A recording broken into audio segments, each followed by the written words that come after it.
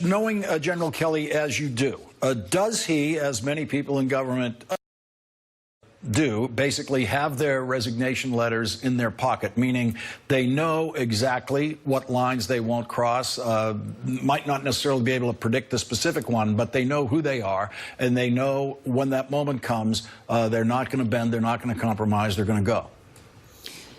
Yeah, I suppose, although I don't think he's going into the job with that frame of reference. I think he's going in thinking that he can add value and can bring some order to presidential decision-making. But I have to hasten to add that John Kelly is a man of very high integrity, possibly the highest integrity of almost anybody I know, certainly anybody I work with at the Pentagon. And I know that he, and I think he would be the first person to say to the president, to others, that if he feels that he's being personally compromised, he will not stand idly by.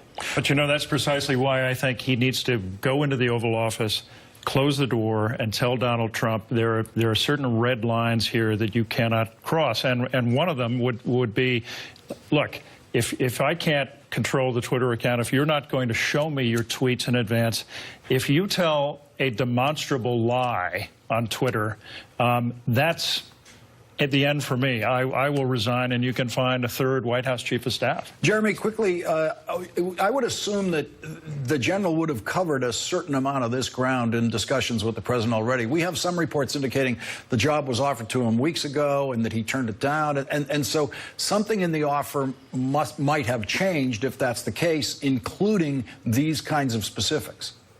I don't know for certain, Lawrence, but I can tell you, obviously, it's clear now that he went in saying, I cannot be chief of staff if somebody like Anthony Scaramucci does not report to me.